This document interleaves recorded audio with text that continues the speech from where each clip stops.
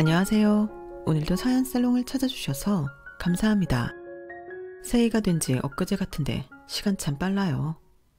저는 지난 3년 동안 연말이 다가오면 속에서 우라가 치밀어 올랐어요. 그건 3년 전에 있었던 일이 떠오르기 때문이었죠.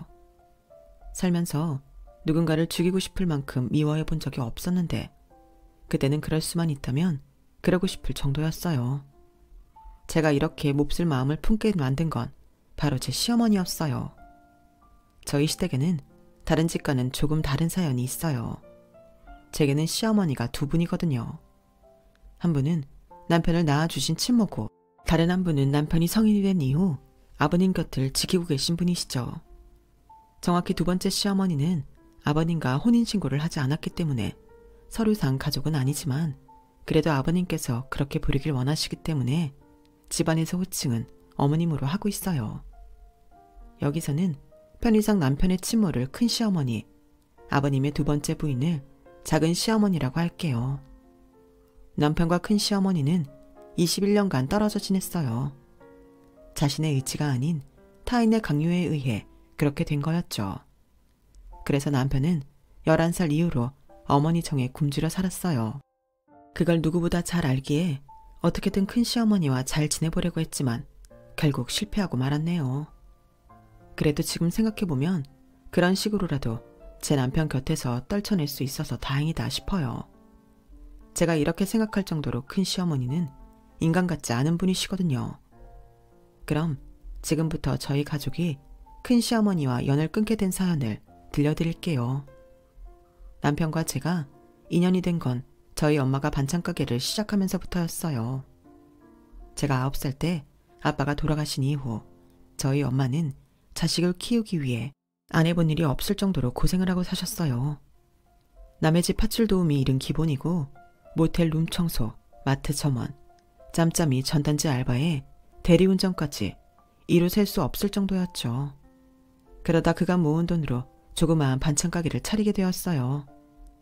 그래서 홍보를 위한 전단지를 만들게 되었고 그때 저희 엄마 가게를 담당하게 된 사람이 바로 제 남편이었죠. 당시 남편은 아버님이 하시는 광고회사에서 일을 배우고 있었는데 열의는 있지만 경험이 부족한 신참에 불과했어요. 그런데 그래서인지 고작 저렴한 전단지 하나 의뢰했을 뿐인데도 수시로 가게까지 찾아와서 직접 컨셉 사진도 찍어가고 주변 상권까지 분석해서 판매 전략까지 제시해 주더라고요. 너무 과하게 일을 해주는 통에 엄마랑 저는 혹시 추가 요금을 요구하는 게 아닐까? 걱정이 될 정도였어요. 나중에 안 사실이지만 이미 그때부터 남편은 저한테 마음이 있었더라고요. 그래서 그렇게 저희 가게 일에 열심히 했던 거죠. 전단지 작업이 끝난 후로도 남편은 자주 가게에 찾아왔어요. 말로는 지나가다 들렀다고 했지만 그건 거짓말이 분명했어요. 제가 전단지를 맡길 업체를 우리 가게 주변에서 찾은 게 아니라 온라인상에서 가격과 포트폴리오를 보고 찾은 거였으니까요. 실제로 남편이 일하는 사무실과 저희 가게는 차로 30분은 좋게 걸리는 거리예요. 그러니 지나가다 들렀다는 말은 신빙성이 없었죠. 그리고 남편의 그 말을 믿을 수 없었던 또 하나의 이유는 바로 저였어요. 남편은 저희 가게에 올 때마다 그렇게 저를 찾아댔거든요. 이걸 어쩌나. 우리 정윤이는 회사 가고 없는데. 근데 우리 딸애한테 무슨 볼 일이라도 있어요? 아니요. 그냥 겸사겸사 안부 인사로 물어본 겁니다. 그런데 사장님 혼자 일하시기에 힘들지 않으세요? 따님이 쉬는 날엔 좀 도와드리고 그러면 좋을 텐데요. 의도가 뻔히 보이는 말에 엄마는 일부러 속아주셨어요. 그간 일하는 모습을 봐도 그렇고 말투나 행동을 봐도 사람이 괜찮아 보였기 때문이었죠. 안 그래도 주말에는 딸애가 아침부터 나와서 돕고 있어요. 피곤할 텐데 쉬라고 그래도 영 말을 안 듣네요. 둘째 넷째 일요일엔 우리 가게 쉬는 거 알죠? 일부러 헛걸음하지 않게 가게 문 닫는 날까지 알려준 엄마는 은근슬쩍 제가 좋아하는 음식이며 취향 같은 걸 알려주셨어요. 엄마의 그런 노력 덕분에 얼마 뒤 우리는 사귀게 되었죠. 남편은 저희 엄마한테 정말 잘했어요.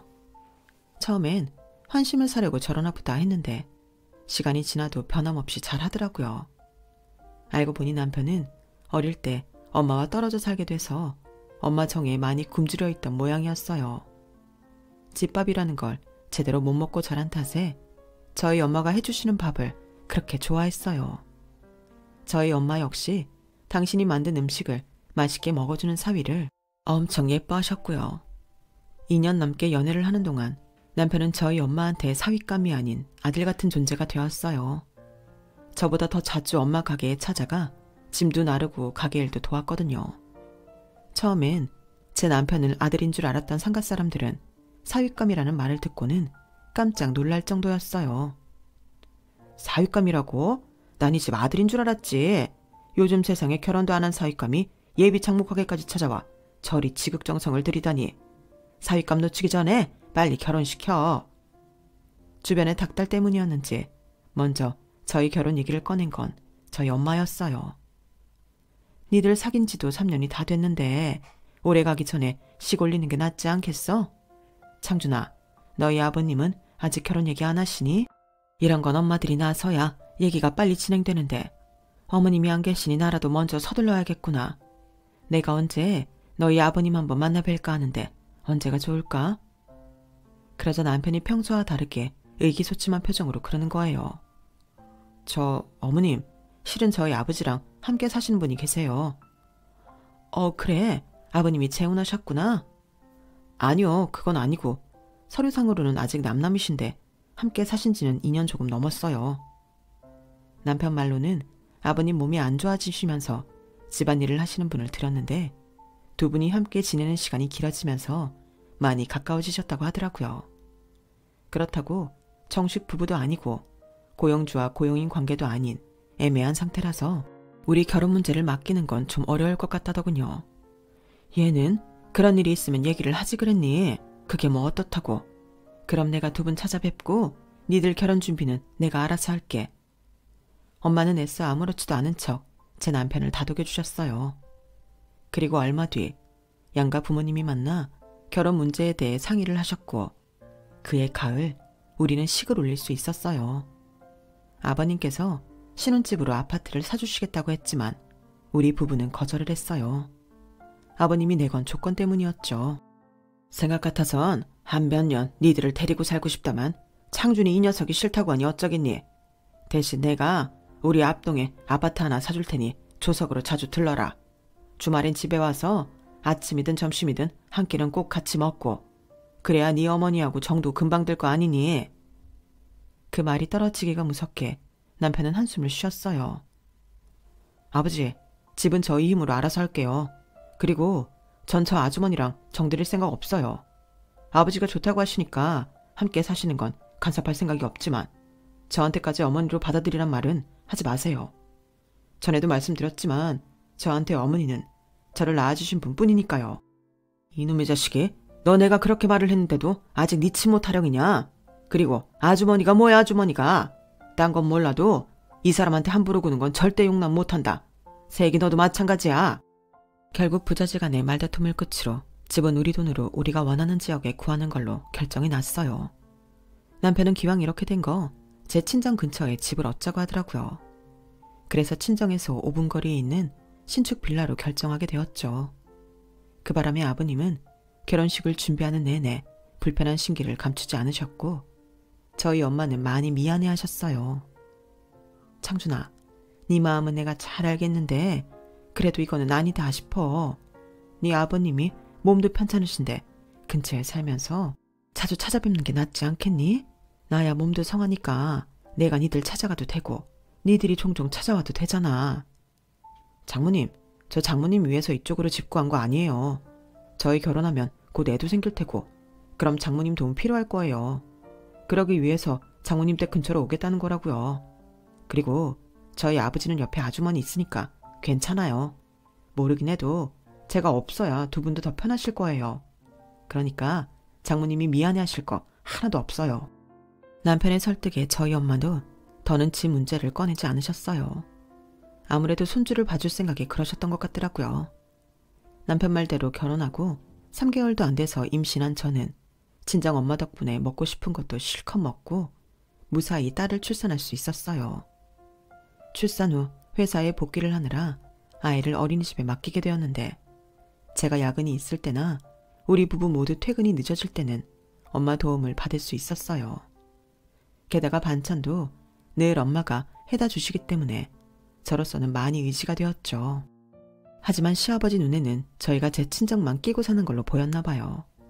한 번은 제게 전화를 하셔선 그러시더라고요.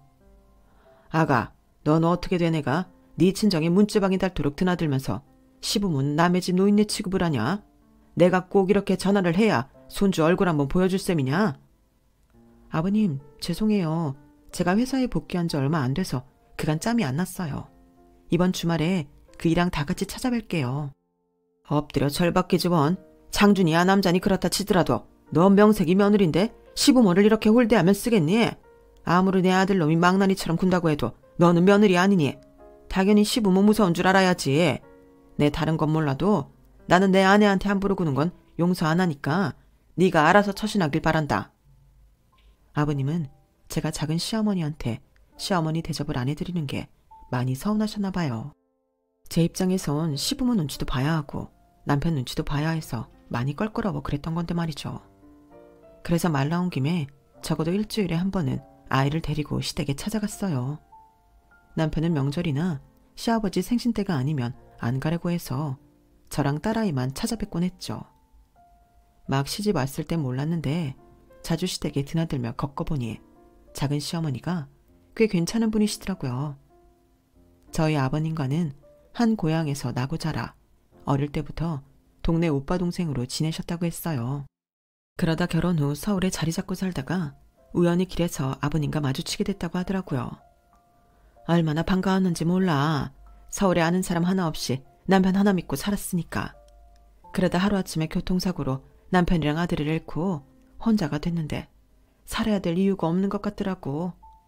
약도 먹어보고 미친년처럼 차도에도 뛰어들어가 봤는데 살 사람은 살게 돼 있는지 모지 목숨이 끊어지질 않는 거야. 그런데 하루는 오빠가 집으로 찾아왔더라고. 이러고 있지 말고 자기 일 좀 도와달라나? 지금이야 번듯한 광고회사가 됐지만 그때까지만 해도 동네 간판집이었어. 거기서 직원들 밥도 해먹이고 은행 심부름도 하고 그러다가 오빠 집에 드나들면서 창준이 밥도 해먹이고 그랬지.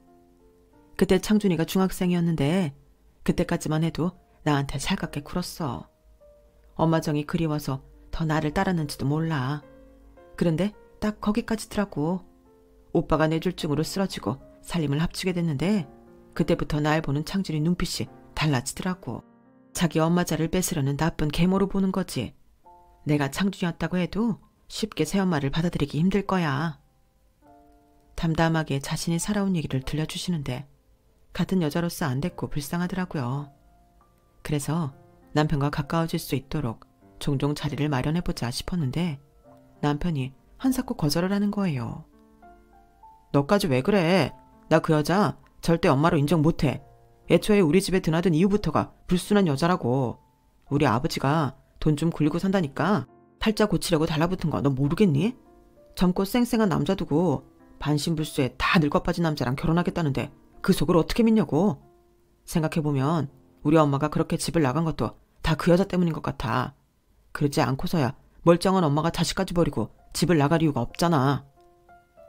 제 괜한 참견 때문에 자극을 받아 그랬는지 남편은 치모를 찾기 시작했어요. 경찰서를 찾아가 유전자 등록도 하고 업체를 고용해 본격적으로 말이죠. 그렇게 시간이 흘러 저희 딸이 4살이 되던 해 드디어 남편이 치모를 찾게 된 거예요. 경찰을 통해 유전자 등록으로 찾은 건 아니고 업체를 통해 찾아낸 거였죠. 그동안 그렇게 찾을 수 없었던 건 어머님이 한국이 아닌 외국에서 살고 계셨기 때문이라고 하더군요. 오랜 시간 미국에서 사시다가 한국에 정착한 어머님은 가족도 없이 혼자 작은 오피스텔에서 살고 계셨어요. 그래서 한동안 재혼도 않고 혼자 살아오셨나 보다 했는데 그건 아니더라고요. 딸아이는 미국에서 대학을 다니고 있고 남편은 올해 몇 달 뒤에 들어올 거야. 퇴직한 지 얼마 안 됐는데 그쪽 집이랑 부동산 같은 걸 정리해야 해서 나 먼저 들어왔어. 혼자 있는 동안 집도 좀 알아보고 해야 해서 일단은 이렇게 지낸다. 근데 네 아빠가 나 만난다니까 뭐라고 안 하든? 어머님은 생각보다 담담하게 제 남편을 맞으셨어요. 그래서인가 좀 이질감을 느끼게 되었죠. 대개 이런 상황에선 현재 당신의 상황 얘기보다는 오랜 시간 떨어져 지낸 아들에 대한 그리움이나 미안함에 대한 얘기가 있기 마련이니까요. 그건 남편도 저와 비슷한 생각이었나 봐요. 어머님을 뵙고 집으로 돌아오면서 남편이 그러더라고요. 엄마는 내가 그립지 않았나 봐. 내가 어떻게 지내는지는 물어보지도 않으시네. 몇 년간 애타게 찾았던 엄마를 만났는데도 남편은 무척이나 외로워 보였어요. 그럼에도 떨어져 지낸 시간을 보상이라도 하듯 남편은 매일같이 어머님을 찾아갔어요. 심부름도 해드리고 부동산 중개소에도 같이 따라다니며 어머님의 한국살이에 도움을 드렸죠. 그런데도 어머님은 마치 돈 안 들이고 부릴 수 있는 비서를 대하듯 제 남편과 거리를 두셨어요. 제 눈에는 그런 모습이 참 낯설게만 느껴지더라고요. 엄마, 우리 시어머니 말이야. 좀 매정한 분이신 것 같아. 20년 넘게 헤어졌던 아들을 만났는데도 눈물은커녕 보고 싶었다는 말 한마디 안 하시는 거 있지? 마음이 없어서 그러시겠니? 자식 앞에서 미안해 그러시겠지? 글쎄, 그건 아닌 것 같은. 심지어 우리 예서를 보고도 한번 안아주시지도 않던걸. 오히려 작은 시어머니가 더 친엄마 같더라니까. 그때까지만 해도 저희 엄마는 큰 시어머니를 좋은 쪽으로 보려고 노력하셨던 것 같아요. 아무렴 자식 키우는 엄마가 자식과 생이별을 했는데도 마음에 응어리 하나 안 적겠나 하면서요. 원래 표현이 서툰 분일지 모른다며 제 남편 앞에선 절대 그런 소리 하지 말라고 하셨죠. 그래서 엄마 말대로 성격상 그런 것뿐이라고 생각하기로 했어요. 그런데 몇 달 뒤 미국에서 어머님 남편과 딸이 왔다는 소식을 듣고 찾아가 봤더니 어머님이 지금까지와는 완전 다른 표정으로 계시더라고요. 남편과 딸 앞에선 세상 둘도 없고 애교 많고 살가운 어머니로 변해 있었거든요. 그 모습을 본 남편은 애써 웃고 있었지만 눈은 슬퍼 보였어요. 특히 방학을 맞아 함께 들어온 딸을 대할 때 어머님은 저희 엄마보다도 더 딸바보처럼 보이셨어요. 제니퍼, 새로 산 핫팬츠 너무 근사하다. awesome, really awesome. 엄마는 제니퍼가 모델인 줄 알았어. 지금까지 내가 본 모델들보다 우리 딸이 훨씬 더 매력적이야. 제 눈에는 흘러내린 뱃살과 터질 것 같은 허벅지밖에 안 보이는데 어머님은 온갖 수식어를 동원해 칭찬하기 바빴어요. 반면에 제 남편한테는 눈길조차 주지 않더라고요. 마치 불청객을 대하듯 말이에요. 그동안 그 집을 구하느라 부동산 중개소도 수십 군데나 찾아다니며 발품을 팔았던 남편은 고맙다는 말도 못 들은 채 눈앞에서 침모해 단란한 가족들을 구경해야 했어요. 그건 마치 상처 입은 사람의 가슴에 길고 날카로운 칼을 계속해서 찌르는 것처럼 잔인해 보였어요. 그래서 식사를 마치자마자 남편을 이끌고 그 집을 나왔죠. 나 더는 못 참겠어. 아무리 당신을 낳아준 분이라지만 내 남편한테 함부로 구는 꼴 더는 못 봐. 여보, 우리 그냥 어머님이랑 연락 끊고 살자. 어머님 만날 때마다 당신 상처받는 거 나 싫단 말이야. 제 말에 남편은 아무 대답도 하지 않았지만 그 속을 제가 모르겠어요. 피 한 방울 안 섞인 저도 이렇게 화가 나는데 자식인 남편은 말해 뭐 하겠어요. 그나마 다행이라고 해야 할까요? 그날 이후 남편은 예전처럼 친모를 찾아가지 않았어요. 그런데 남편이 찾아가지 않으니까 그제서야 어머님이 먼저 연락을 하시더라고요.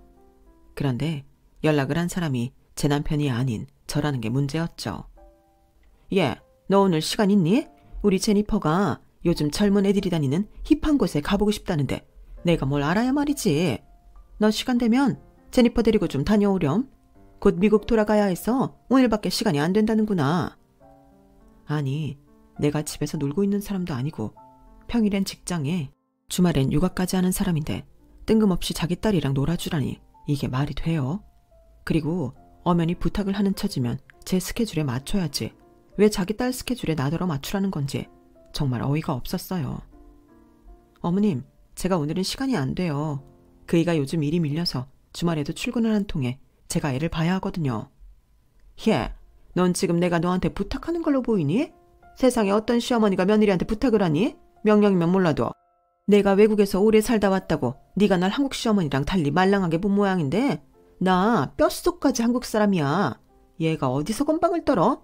자 말 말고 1시간 내로 우리 집으로 차 끌고 와. 그리고는 대답도 듣지 않은 채 전화를 끊어버렸어요. 나 참 기가 막혀서 말이 안 나오더라고요. 호랑이 담배 피우던 시절 생각을 하시는 건지 아니면 미국에서 막장 드라마만 보고 살아서 한국 시어머니는 죄다 못된 사람들만 있다고 생각하는 건지 아주 웃기지도 않더라고요. 생각 같아선 쌩 까고 싶었지만 남편 생각을 하니 그럴 수는 없더라고요. 그래서 엄마한테 부탁하려고 전화를 했는데 오늘따라 가게에 손님이 많아서 그런지 통화하는 것조차 힘들더라고요. 그래서 안 되겠다 싶어 작은 시어머니한테 도움을 청했어요. 제가 딸아이를 데리고 시댁 주차장에 도착하자 어떻게 알고 작은 시어머니께서 바로 달려오시더라고요. 우리 예서 왔구나. 아휴, 오늘아 힘들었지? 예, 예서 걱정은 말고 마음 편히 볼일 보고 와. 무슨 일인지는 모르겠지만 급한 것 같아서 내가 우편함 앞에서 기다리고 있었어. 어서 해주고 가. 남편의 친모라는 사람은 며느리인 저를 수행 비서 부리듯 부리려 드는데 정작 남편이 싫어하는 새엄마는 며느리 약속 시간 늦을까봐 잠복 더위에 아파트 입구까지 나와 저를 기다리셨더라고요. 그 모습을 보니 마음이 불편했어요. 그렇게 딸아이를 작은 시어머니한테 맡긴 저는 어머님 댁으로 향했어요. 그런데 1시간 내로 오라고 그 난리를 친 것과 달리 그 집 딸내미는 아직 씻지도 않고 밥을 처먹고 있더라고요. 피자가 늦게 와서 우리 제니퍼가 이제야 아침을 먹는다. 한국은 배달도 빠르다더니 그거 다 거짓말이야. 예, 너는 제니퍼 밥 먹는 동안 욕실 청소 좀 해. 우리 제니퍼 밥 먹고 씻어야 되니까 바깥 욕실 먼저 청소해. 어머님, 해도 너무하시네요. 주말에 애 보고 있는 사람 느닷없이 불러내신 것까지는 100번 양보해서 참아드리는데요. 욕실 청소까지 하라는 건 도저히 그냥 못 넘어가겠어요. 도대체 무슨 권리로 저한테 이러시는 거예요? 저 파출 도우미 아니에요. 며느리가 돈 안 주고 부려도 되는 사람은 아니라고요. 그리고 사람 불렀으면 준비는 미리미리 했어야죠. 사람 세워놓고 지금 뭐 하는 짓이에요? 딸이 잘못하면 혼을 내서라도 똑바로 가르칠 생각은 안 하시고 한술 더 떠서 욕실 청소까지 시켜요? 어머님은 시어머니가 무슨 대단한 권위라도 되는 줄 아시는 모양인데 착각하지 마세요. 저도 저희 집에서는 귀한 대접받는 딸이에요. 어머님한테 함부로 부려질 사람 아니라고요. 앞으로 이런 식으로 저 부르시면 안 올 거예요. 저는 할 말을 마치곤 그 집을 빠져나왔어요. 뒤에서 시어머니가 저를 부르며 화를 내는 걸 들었지만 알게 뭐예요. 나도 성질나 죽겠는데. 그 길로 시댁으로 바로 가려다가 도저히 이 기분으로 우리 딸을 볼 수 없어서 남편 회사로 갔어요. 주말이라 사무실에는 남편 혼자 있더라고요. 밀린 전단지 시안을 짜고 있던 남편은 뜻밖의 제 방문에 어리둥절한 표정이었어요. 그런 남편을 보니 입이 쉽게 떨어지지 않더라고요. 하지만 언제까지 어머님한테 이렇게 휘둘릴 수만은 없어서 방금 전까지 있었던 일을 가감없이 다 털어놓았죠. 그랬더니 남편 표정이 점점 어두워지더라고요. 그래서 말인데 여보, 나 이제 어머님 앞에서 착한 며느리 노릇하는 거 그만두려고. 지금까지 당신 생각해서 참아왔는데 이러다가 죄 없는 당신한테까지 미워하는 마음이 생길 것 같거든. 그러니까 당신이 좀 이해해줬으면 좋겠어. 그러자 남편은 잠시 고개를 숙이고 생각을 하더니 제 손을 잡고 미안하다고 말했어요. 그러면서 제 결정에 따르겠다고 덧붙였죠. 그날 이후 저는 시어머니가 전화해 무슨 요구를 하든 간에 들어드리지 않았어요. 너는 지져라. 나는 내 할 일이나 하련다. 이런 마인드로 상대를 했더니 시어머니도 더는 제게 전화를 하지 않더라고요. 그래서 이렇게 잘 길이 들어가나 보다 했는데 그 사단이 난 거예요. 지난 3년간 겨울만 되면 제 속을 사정없이 긁어대던 바로 그 사건이요. 시작은 친정엄마의 전화 한 통에서 비롯됐어요. 딸, 내일 엄마가 예서 봐줄까? 상가 수도공사가 있어서 내일 하루 종일 단술하네. 떡본 김에 제사 지낸다고 내일 하루 쉬려고. 오랜만에 정서방이랑 둘이 데이트나 하지 그래? 정말? 그럼 나야 좋지. 안 그래도 예서 태어나고 그 이랑 둘이 데이트한 적 없는데. 그럼 내일 아침에 예서 데리고 집으로 갈게. 6시까지는 돌아올 거야. 그럴 거 뭐 있니? 엄마가 니네 집으로 갈게. 그리고 모처럼 데이트인데 늦게까지 놀다 와. 나야 예서 재우고 옆에서 한숨 자도 되니까. 그렇게 해서 모처럼 남편과 저는 단둘이 데이트를 하게 되었어요. 다른 사람도 아니고 친정엄마가 애를 봐주시는 거라 그런가 마음도 놓이고 괜히 들뜨더라고요. 그렇게 우리 부부는 모처럼의 휴가를 알차게 쓰기 위해 발바닥에 땀이 나도록 뛰어다녔어요. 영화도 보고 맛집도 찾아가고 요즘 핫하다는 성수동 카페거리도 갔어요. 그리고는 제가 좋아하는 작가 전시회도 다녀왔죠. 어찌나 빨빨거리고 다녔는지 6시쯤 되자 둘 다 녹초가 된 거예요. 그래서 저녁은 낙원동에 들러 아구찜이나 해물찜을 포장해 가려고 엄마한테 전화를 걸었어요. 그런데 엄마가 안 받고 예서가 받지 뭐예요? 예서야, 외할머니 옆에 계시지? 할머니 좀 바꿔줘. 그랬더니 딸애가 할머니가 옆에 없다는 거예요. 그런데 전화기 너머로 카랑카랑한 시어머니 목소리가 들리지 뭐예요. 사돈, 아직 음식 준비도 못 끝내면 어떡해요? 좀 있으면 사람들 들이닥칠 텐데 어쩜 이렇게 굼떠? 그거 빨리 끝내고 밭에 음식 담아서 테이블 위에 올려놔요. 며느리가 누굴 닮아서 느려 터졌나 했더니 친정엄마를 닮아 그랬구만. 에휴, 하여간에 사사건건 마음에 안 들어. 그 말을 듣는데 순간 피가 거꾸로 솟는 것 같았어요. 그래서 전화를 끊고 남편한테 시어머니 집으로 가자고 말했죠. 시어머니가 사는 아파트로 가는 차 안에서 저를 통해 상황을 전해들은 남편은 미리부터 속단하지 말고 직접 가서 상황을 보자고 하더군요. 하지만 이미 제 머릿속에는 우리 엄마가 처해 있는 상황이 너무나도 선명하게 그려졌어요. 도대체 그 인간이 어떻게 우리 엄마를 불러내 그 집에 데려갔을까? 그게 궁금할 뿐이었어요. 시어머니 댁에 도착한 우리 부부는 아파트 입구에서 벨을 눌렀어요. 그러자 겨울방학이라 한국에 들어와 있던 그 집 딸이 인터폰으로 누구냐고 묻더군요. 인터폰 액정에 우리 부부 얼굴이 뻔히 찍힐 텐데도 여우 같은 게 모른 척을 하더라고요. 지난 여름에 제가 화 좀 냈다고 심통을 부리는 게 뻔했죠. 그래서 시어머니 계시냐고 했더니 아파트 단지 내에 있는 경로당에 송년회를 하러 갔다는 거예요. 그래서 그럼 내 친정 엄마랑 예서는 어디 있냐고 물었더니 귀찮아. 우리 마음이 불렀으면 마음이랑 같이 있겠죠. 그만 좀 묻고 가세요. 나 바빠. 그리곤 인터폰을 꺼버렸어요. 그 엄마의 그 딸이라고 어쩜 그렇게 지 엄마를 닮아서 싸가지가 없는 건지. 아무튼 저랑 남편은 아파트 입구에 있는 경비실에 들러 경로당 위치를 물었어요. 그랬더니 거기선 오늘 아파트 노인회에서 송년회를 하기 때문에 노인회 회원이 아니면 못 들어간다고 하더라고요. 그래서 동호수를 대고 시어머니 만나러 왔다고 했더니 그러는 거예요. 미국에서 오신 노인회 신입 회장님 자녀분이시구나. 근데 그 집엔 대학생 딸만 하나 있다고 하던데 그 집 아들이 맞아요? 맞다고 했더니 자꾸 의심스러운 눈초리로 쳐다보더라고요. 그리고는 찜찜한 표정으로 힐끔거리며 경로당 위치를 알려주었어요.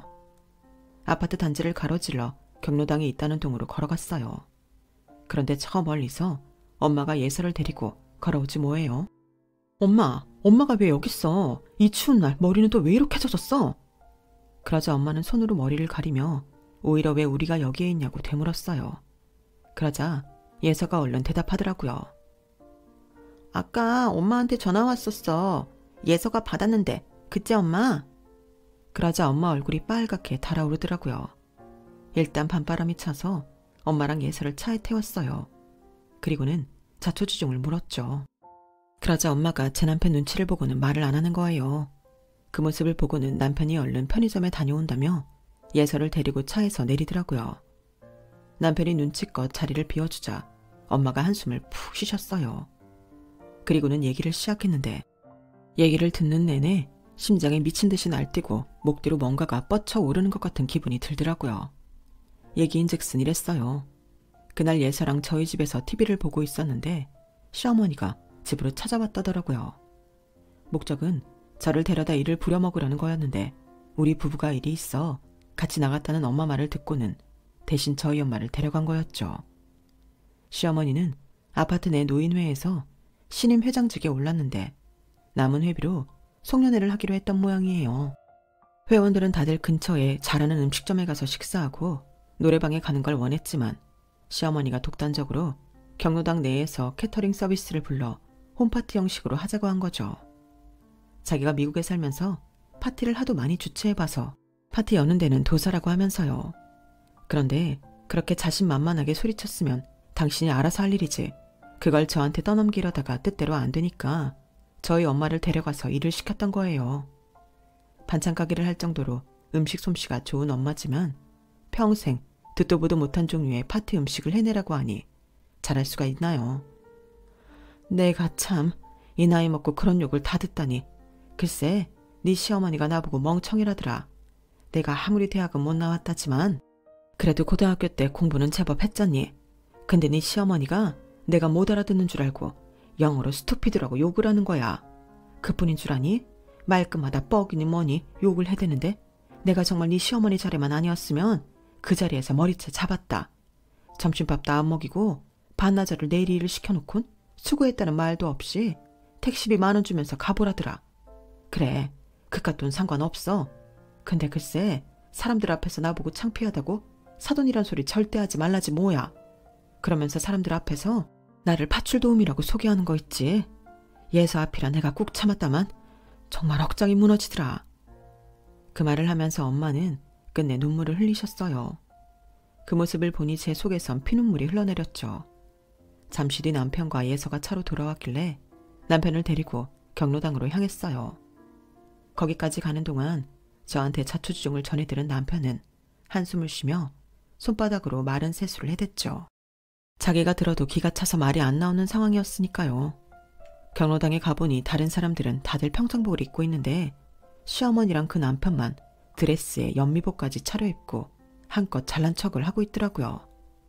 꼴에 노인네 회장이랍시고 되도 않는 영단어 몇 개 섞어가며 혓바닥을 굴리는 시어머니를 회원들은 인상을 찌푸리고 쳐다보고 있었어요. 그러다 한 분이 손을 번쩍 들고는 따지듯 묻더라고요. 신임 회장님한테 묻겠습니다. 우리 회비가 꽤 남은 걸로 아는데 설마 이 정도 음식 차리는데 그 돈이 다 들어간 건 아니죠? 그리고 말이 났으니 말인데 우리가 애들도 아니고 죄다 쿠키니 비스켓, 초콜릿에 케이크 쪼가리뿐이니 이걸 누구 먹으라고 준비한 겁니까? 여긴 유치원 송년회 자리가 아니라 노인회 송년회 자리라고요. 그러자 시어머니가 표정을 굳히며 말했어요. 아, 촌스럽게 왜 이러시나 몰라. 언제까지 한국 사람들은 송년회라고 삼겹살에 소주나 마셔대면 올 겁니까? 그거 너무 촌스럽지 않아요? 내가 미국에서 오래 살아서 그런지 몰라도 난 그렇게 연말 파리를 하는 건 저질이라고 생각해요. 우리 좀 글로벌하게 세계화에 맞는 방식으로 놀 수 없어요? 그리고 쿠키랑 케이크가 어때서요? 저거 전부 오가닉 재료로 만든 거라서 재료비는 좀 비싸도 건강에도 얼마나 좋은지 몰라요. 내가 오가닉 재료의 비건 제품으로 준비하느라 코스트코에 몇 번을 왔다 갔는지 몰라. 거기 회원권 없이는 못 들어가는 거 아시죠? 내 회원권까지 써가며 좋은 재료 사다 날라서 만들었더니 고맙다는 말은 못할 망정 돈 다 썼다고 타박이나 하고 사람이 그러면 못 써요. 벌 받아요. 우아한 손동작까지 해가며 시어머니는 되려 질문을 한 분한테 면박을 주고 있었어요. 하지만 그분도 만만치 않은 분이더라고요. 거참, 그래요. 그쪽이 미국에서 얼마나 오래 살다 왔는지는 모르겠지만 로마에 가면 로마법을 따르라고 했어요. 그쪽 부부가 한국에 살러 왔으면 한국식으로 송년회 준비를 하는 게 도리 아닐까요? 애초에 회원 대다수가 음식 잘하는 식당에서 저녁 먹자는 제안을 했음에도 회장 독단으로 여기서 파티를 연 거 아닙니까? 그럼 최소한 회원들 식성은 따라줬어야죠. 근데 이게 뭡니까? 이딴 거에 200에 가까운 돈이 들었다는 걸 우리 보고 믿으란 겁니까? 코스트코요? 아이고, 이 보세요. 누구는 거기 회원권 없는 줄 아십니까? 여기 계신 분들 대부분이 거기 회원권 가지고 계세요. 거기가 뭐 대단한 곳이라고 유세를 떨어요. 고작해야 창고형 대형 마트일 뿐인데 안 그래요? 뭐 기왕 말 나온 김에 그럼 영수증 좀 봅시다. 영수증 대조해서 회비가 얼마나 들어갔나 확인 좀 하자고요. 그러자 시어머니 얼굴이 하얗게 질리더니 버럭 소리를 질러댔어요. 아니, 이 사람들이 정말 사람을 어떻게 보고 이래? 내가 영수증 보여주면 댁들이 계산은 제대로 할 줄 알아? 다 늙은 영감탱이가 덧셈이나 제대로 하겠냐고. 그러자 지금까지 어머니를 몰아세우던 어르신이 피식 웃으며 그러시는 거예요. 다 늙은 영감탱이라도 그 정도는 합니다. 내 비록 퇴임은 했지만 10년 전까지 국립대에서 수학을 가르쳤던 사람인데 그거 못하겠습니까? 그러자 장내에 있던 어르신들이 껄껄대며 웃으셨어요. 웃지 못하는 건 시어머니와 그 남편뿐이었죠.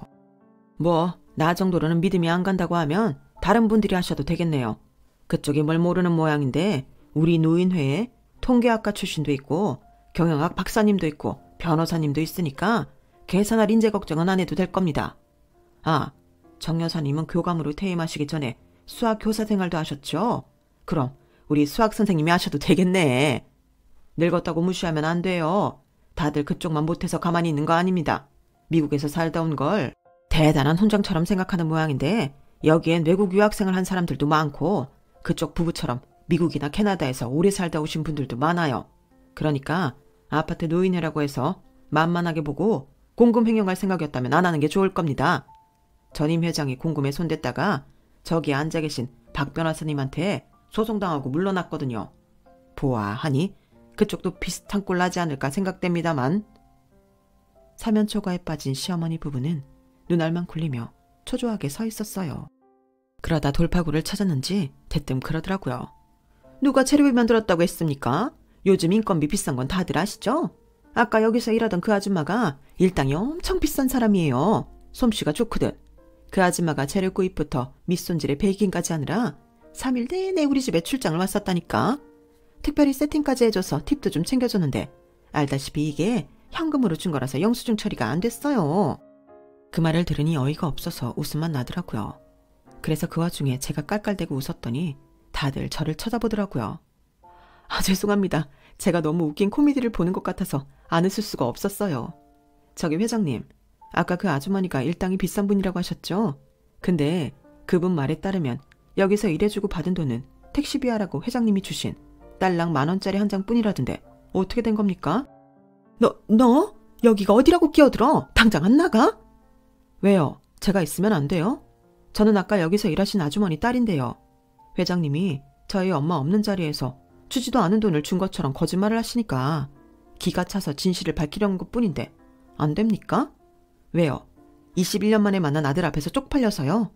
그렇게 쪽팔린 거 아시는 분이 사돈 불러다가 하루 종일 굶겨가며 공짜로 일부려 먹었습니까? 그래놓고 고맙다는 말 한마디 없이 꼴랑 10,000원짜리 한 장 던져주고 보냈어요? 그리고도 당신이 사람입니까? 그깟 시어머니 자리가 뭐라고 우리 엄마한테 그따위로 굴었냐고요. 그래놓고 뭐? 일당이 비싼 아줌마? 지나가던 개가 웃겠네. 남의 엄마 가슴에 피눈물 나게 만들어놓곤 고작 한다는 짓이 노인회 회비 털어먹는 겁니까? 창피한 줄도 모르고 되도 않는 거짓말이나 늘어놓는 거냐고요. 정말 가관도 아니네요. 후져도 너무 후져. 근데 대충 들어봐도 여기 계신 어르신들이 어머니보다는 한 수 위에 계신 분들 같으니 소송당하고 여기서 쫓겨나는 건 시간 문제인 것 같네요. 뭐 쫓겨나든 말든 이제 나랑은 상관없지만. 뭐? 이게 어디서 배워먹은 버르장머리야? 감히 어디서 시어머니한테 까불어? 얘 창준아, 넌 뭘 그렇게 멀뚱거리고 있어? 네 와이프가 나한테 하는 짓거리 안 보여? 네가 남편이라면 네 와이프는 때리든 굴리든 제대로 가르쳐야 할 거 아니야. 네가 이 모양이니 이게 어려운 거 모르고 까불지? 그러자 남편이 싸늘한 표정으로 말했어요. 당신이 내 어머니인 건 맞습니까? 근데 왜 나는 아무리 생각해도 남인 것 같을까요? 어머니라면 적어도 아들 며느리한테 그러면 안 되는 거였잖아요. 내 장모님한테 그런 식으로 행동하면 안 되는 거였잖아요. 그래놓곤 이제 나보고 내 아내를 때려서 가르치라고요? 그게 말이나 되는 소리라고 생각하세요? 차라리 안 만났다면 좋았을 거 그랬어요. 어머니가 이렇게 형편없는 사람이란 걸 모르고 살았더라면 적어도 당신이 내 어머니란 사실이 창피하진 않았을 텐데. 한 가지만 확실하고 갈게요. 앞으로 우리 가족 앞에 얼씬도 하지 마세요. 혹여라도 내 아내 불러다가 지금껏 그랬던 것처럼 부려먹었다가는 그땐 내가 당신 가만 안 둘 겁니다. 지난 21년 동안 그랬던 것처럼 앞으로도 우리 보지 말고 살아요. 남편은 제 손을 잡고 경로당을 빠져나왔어요. 눈에는 그렁그렁하게 눈물이 고인 채로요. 그 사건 이후 시어머니가 어떻게 됐는지는 알 수 없었어요. 지난 3년간 연락을 끊고 살았거든요. 그 사건이 있고 얼마 뒤 작은 시어머니를 통해 들은 바로는 21년 전에 시어머니가 집을 나간 이유가 다름 아닌 남자 때문이었다고 하더라고요. 아들한테 자기 엄마가 바람이 나서 집을 나갔다는 말을 할 수 없었던 아버님은 자신이 손찌검을 해서 어머님이 집을 나간 것처럼 거짓말을 해오셨던 거죠. 다만 지금 함께 사시는 남자분이 그때 어머님과 도망친 남자인지는 알 수 없지만요. 이 사실을 뒤늦게 알게 된 남편은 아버님과 화해를 했고 지금은 새어머니한테도 엄청 살가운 아들로 살고 있답니다. 언젠가 남편이 그러더라고요. 자기는 남들한테 다 있는 엄마가 하나도 없는 줄 알았는데 이제 보니 엄마가 셋이나 있었다고요. 하나는 낳아준 엄마, 두 번째는 키워준 엄마, 그리고 세 번째는 자신에게 아내를 만들어준 엄마. 이렇게 3명이나 있으니 세상 부러울 게 없다고요. 비록 낳아준 엄마는 이렇지만 그래도 2명의 엄마가 있으니 든든하다네요. 나보다 더 친정엄마를 아껴주는 우리 남편 고마워요. 지금까지 제 사연을 들어주셔서 감사합니다. 따뜻한 가족 옆에서 항상 행복하세요. 여러분, 사연 댓글에 응원과 현명한 조언 부탁드려요. 좋아요와 구독은 저에게 큰 힘이 됩니다. 오늘도 좋은 일 가득하세요.